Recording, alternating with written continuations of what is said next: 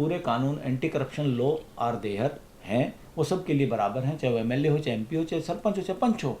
तो इनके लिए अलग से तुम इनको बहू बनाने पे क्यों लगे हो, अपनी बहू बनाने पे?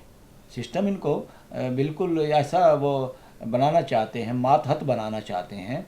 ये देश के लिए खतरनाक है। इस देश के एमएलए और एमपीओ से ज़्यादा ईमानदार कोई है तो ग्राम पंचायत और स्थानीय स्वशासन के लोग हैं, क्योंकि वो कम उम्र में उनको किसी से टिकट नहीं लेनी होती पैसा खर्च करने के लिए। वो अपने गांव में बिना सिक्योरिटी के लोगों के बीच में रहते हैं, वहीं उनका घर होता है, थोड़े से लोग होते हैं कॉन्स्टिट्यूएंसी में, सरपंच की पंच माध्यम से इजी टारगेट होते हैं गांव के सरपंच, पंच, शहरों के पार्षद और उनके चेयरमैन वगैरह। डीसी को आदेश होता सीएम का कि भीड़ लानी है, भीड़ इकट्ठा होनी चाहिए, तो वो इनको टारगेट बनाते हैं और कहते हैं सरपंच या पार्षद, उनको फ़ोन किया जाता है किसी भी अधिकारियों के माध्यम से कि उनको बस भरने की या सवारियां गांव से इकट्ठे करके उसमें भरने की रैली में पहुंचने के आदेश दिए जाते हैं। वो आदेश लिखित नहीं होते, वो मौखिक होते हैं, वो 2 नंबर के आदेश होते हैं।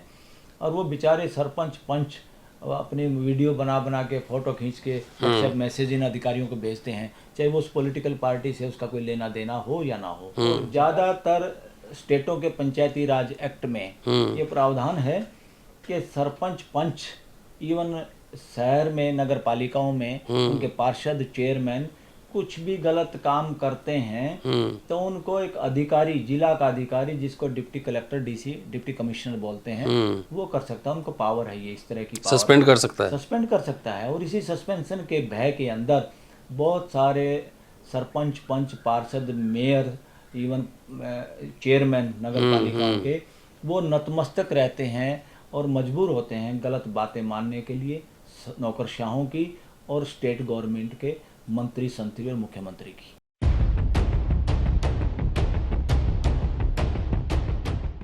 ग्राम पंचायत एक महत्वाकांक्षी योजना थी। मकसद था कि डेमोक्रेसी की जड़ को जमीन तक, आम जनता के बीच तक ले जाया जा सके। क्या यह मुकाम हासिल हुआ? एमपी को जब सस्पेंड किया जाता है तो वो एक प्रोसीजर है, पार्लियामेंट के अंदर प्रोसीजर फॉलो होता है। एमएलए को सस्पेंड अगर किया जाता है तो विधानसभा के अंदर एक प्रोसीजर है, उसको फॉलो किया जाता है। क्या ग्राम पंचायत के सरपंच, पंच, मुखिया ब्यूरोक्रेटिक कंट्रोल से बाहर हैं या ब्यूरोक्रेटिक कंट्रोल के अंदर काम कर रहे हैं? अगर ये ब्यूरोक्रेटिक कंट्रोल के अंदर यानी कि नौकरशाही के अंदर काम कर रहे हैं तो समझिए कि वहाँ पर लोकशाही शायद अभी नहीं पहुँची है, नीचे ज़मीन पर नहीं पहुँची है। इसी विषय पर चर्चा करने वाला हूँ। हमारे साथ सुप्रीम कोर्ट के एडवोकेट बलराज मलिक साहब हैं और काफ़ी इस पर इन्होंने काम किया है।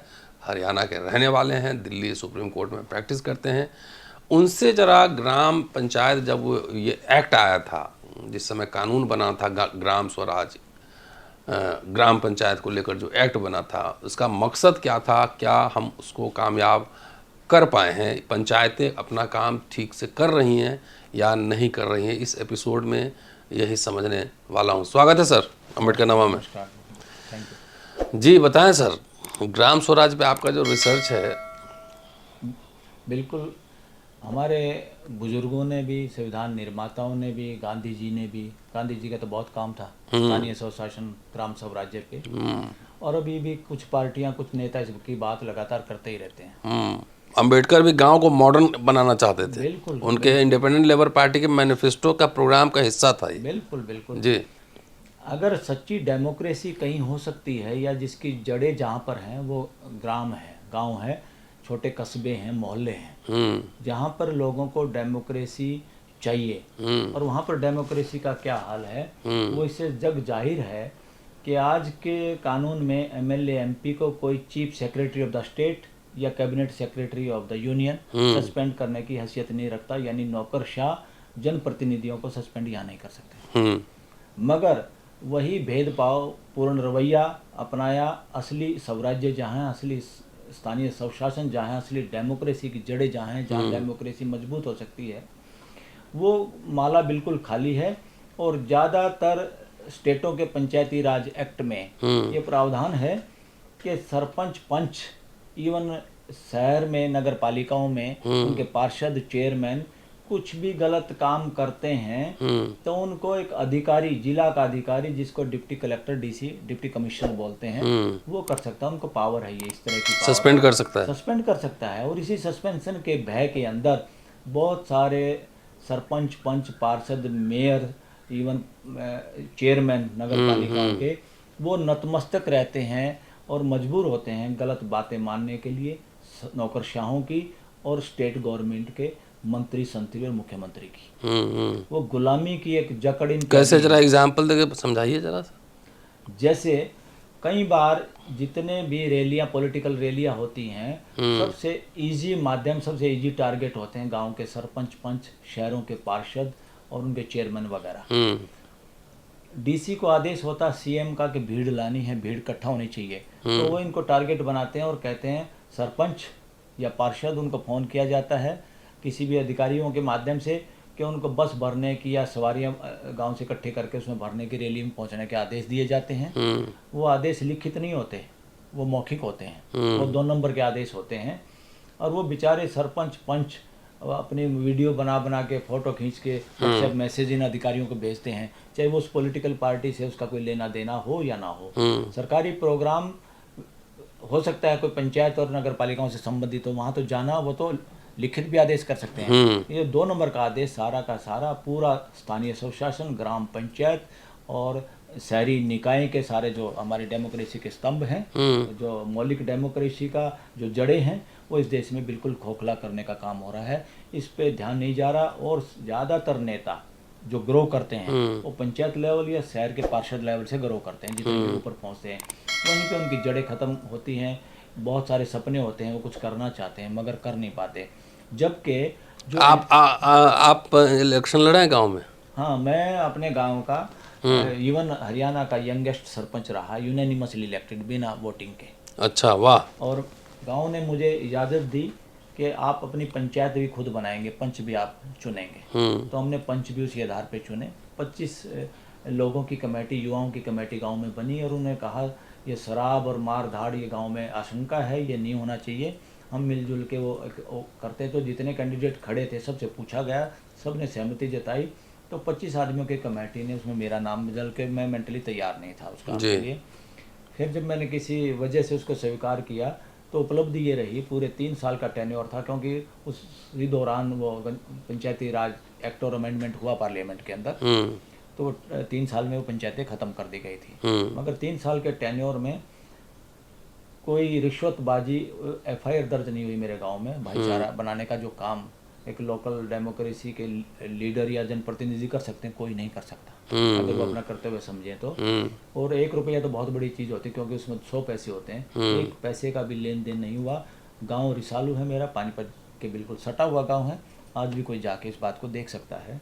और मुझे तो हैरानी इस बात की होती, जब आके दनासा मेरे जैसा सरपंच इस तरह का काम कर सकता, तो एमएलए और इस देश के एमपीओ को क्या फांसी आई हुई, क्यों ये धन संचय और संग्रह पे लगे हुए हैं, क्यों अपना समय, अगर जनप्रतिनिधि तो जनता के लिए क्यों समर्पित नहीं करना चाहते? बड़ा क्वेश्चन मार्क है। तो ये जो ग्राम पंचायत के लेवल पे आजकल तो फंड भी बहुत जा रहे हैं ना, बहुत फंड जा रहा है ना, करोड़ों का फंड जा रहा है जी।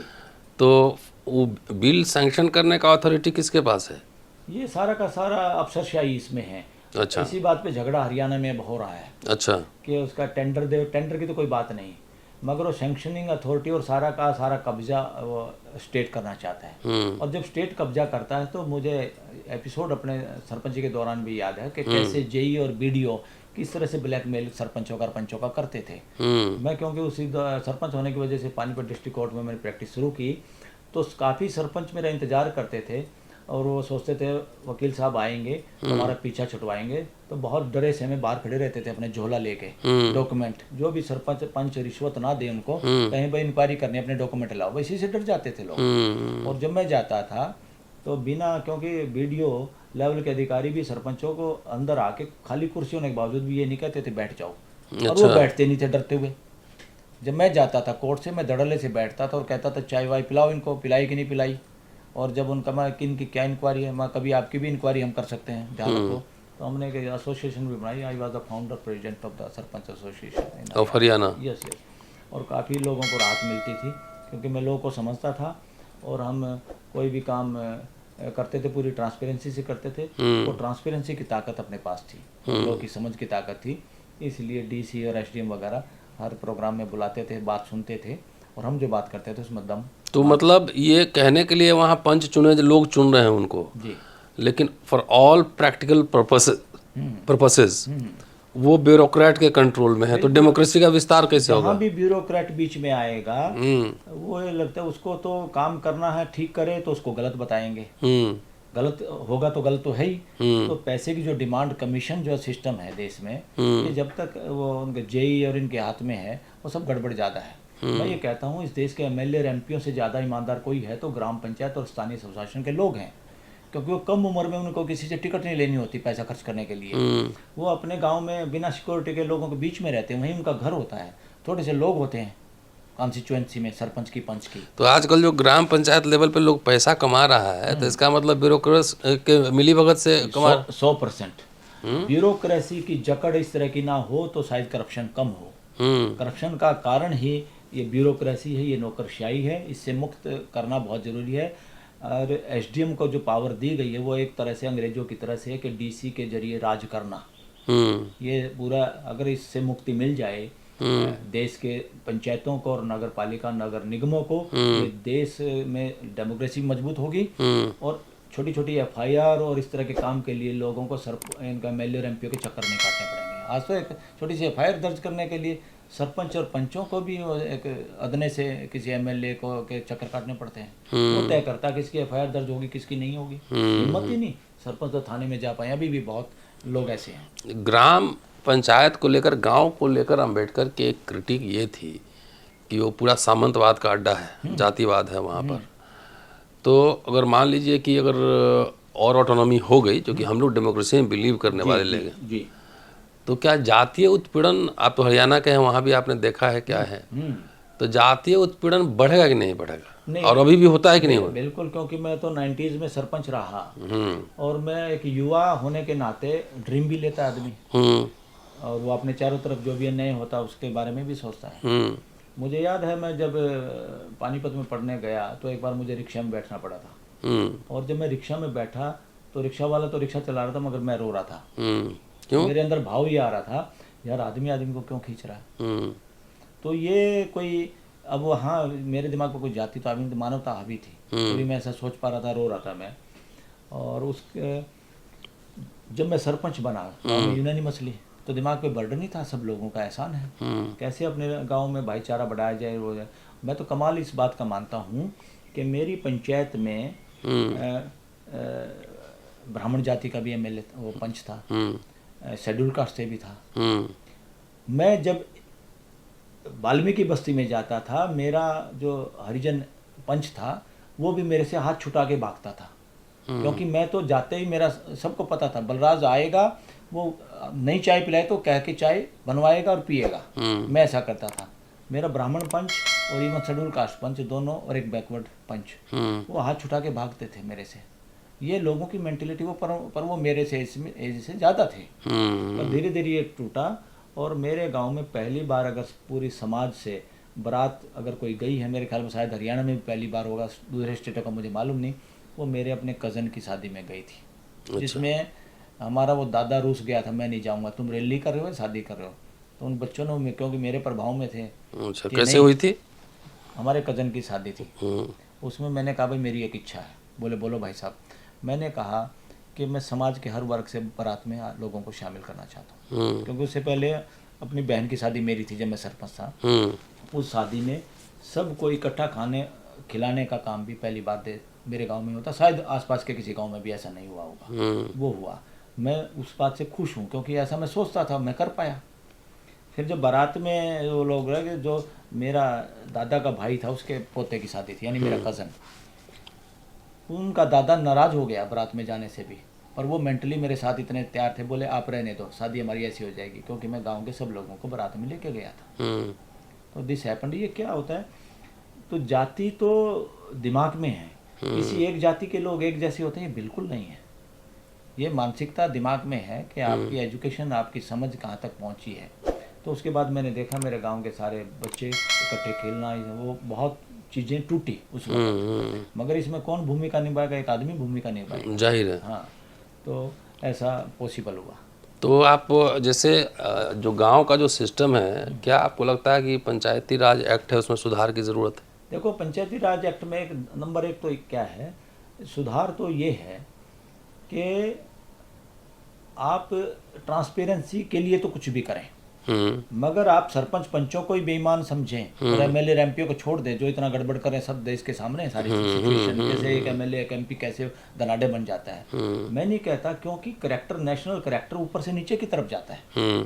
नेशनल करेक्टर तो किस तरह का है, किस तरह का व्यवहार देश का प्राइम मिनिस्टर करता है, क्या बयान वो देता है, किस मौके पे वो बोलता है, गृह मंत्री क्या बोलता है, किस तरह के काम करते हैं, वो पॉलिटिकल पार्टी जो सत्ता में है उसका क्या व्यवहार है, किस तरह के एक्ट लाते हैं, और वो एक्ट कितनी जल्दबाजी में लाते हैं कि उसमें डिस्कशन डिबेट नहीं है। क्योंकि हमारा कॉन्स्टिट्यूशन मेजोरिटी की बात ही नहीं करता, कॉन्स्टिट्यूशन सब की बात करता है। ये मेजोरिटी पे तो कानून जब पास होगा जब आपने डिबेट कर लिया है सबके साथ और सहमति नहीं बनी है, जब आपकी मेजोरिटी काम आती है, वरना कॉन्स्टिट्यूशन मेजोरिटी की बात नहीं करता। और कॉन्स्टिट्यूशन किसी पॉलिटिकल पार्टी का एमएलए एमपी या उसका प्राइम मिनिस्टर की बात नहीं करता। Member of parliament, leader of the house, not leader of BJP, not leader of Congress, not MP of BJP, इन्होंने सीटिंग अरेंजमेंट भी पार्लियामेंट के अंदर अनकॉन्स्टिट्यूशनल है। अल्फाबेटिकल होना चाहिए, पार्टी के आधार पे सीटिंग अरेंजमेंट का प्रोविजन नहीं है। इन्होंने कॉन्स्टिट्यूशन को मिस इंटरप्रेट किया हुआ है कि आने वाले समय में सुधार होगा, करना पड़ेगा, जनता वोकल होगी और हम जैसे लोग उसमें शामिल होंगे। चलिए, शुक्रिया सर। और हमारे दोस्तों को कुछ कहना चाहते हैं कैसे? हाँ, मैं एक बात जरूर कहना चाहता हूँ। आजकल हरियाणा में एक आंदोलन ज़्यादा तीव्र गति से है, जिसमें सरपंच और पंच उस पे आंदोलन पे हैं। वो सीएम के सामने भी विरोध करते हैं, काले झंडे दिखा रहे, पूरा वो है। क्या है मुद्दा? और मैं सरपंचों के अधिकारों को कम करना, अच्छा, उनकी फाइनेंशियल और कई तरह की रेस्ट्रिक्शन लगाना, कई तरह की अफसरशाही लगाना कि उनको ये लगता है कि पंचायती बेईमान है। अरे भाई, पूरे कानून anti corruption law are there हैं, वो सब के लिए बराबर हैं, चाहे वो एमएलए हो, चाहे एमपी हो, चाहे सरपंच हो, चाहे पंच हो। तो इनके लिए अलग से तुम इनको बहू बनाने पे क्यों लगे हो? अपनी बहू बनाने पे सिस्टम इनको बिल्कुल ऐसा वो बनाना चाहते हैं, मातहत बनाना चाहते हैं। ये देश के लिए खतरनाक है, ये अनकॉन्स्टिट्यूशनल है, ये देश को स्वीकार्य भी नहीं है। ये जितना इसमें जल्दी सुधार होगा उतना अच्छा होगा। एक और सवाल, आपने जो कहा, इंदिरा गांधी के ज़माने में जब वो प्राइम मिनिस्टर थी तो लैंड रिफॉर्म बिल आया था जी, और दलितों को ज़मीन दिए गए थे, है ना? पर्ची कटी थी, मैंने एक एपिसोड बनाया हुआ हरियाणा पे। जी, बहुत सारे लोगों को अभी तक ज़मीन उसमें से नहीं मिली, ज़्यादातर को नहीं मिली, और वहाँ गांव के जो दबंग लोग होते हैं उनका कब्जा है। ये ग्राम पंचायत के हरियाणा में शायद ऐसा नहीं है। हरियाणा में है कैसे? हाँ, पता कीजिएगा। मुझे तो अपने गांव का पता है, हमारे वक्त में भी वो प्लॉट मिले थे लोगों को, तो कुछ लोगों ने पैसा दिया था उस समय, हाँ, 7-8 हज़ार रुपये जो भी लगते होंगे, लेकिन पोजीशन बहुत लोगों को नहीं मिला। ये पता कीजिए, इस पर तैयार होकर आइए, तो इसमें हम एक एपिसोड करेंगे। पता करता हूँ और इस पर जरूर करेंगे जी। अगर पोजीशन नहीं मिला है, और मिलना ही चाहिए। हाँ, कोई दिक्कत नहीं। शुक्रिया सर। और दोस्तों, बलराज साहब हैं, सुप्रीम कोर्ट के लॉयर हैं, पंचायती राज पर ये चर्चा थी। पूरा वीडियो देखिए, शेयर और सब्सक्राइब करते रहिएगा। जल्दी मिलता हूँ आपसे अगले एपिसोड में। शुक्रिया, जय भीम।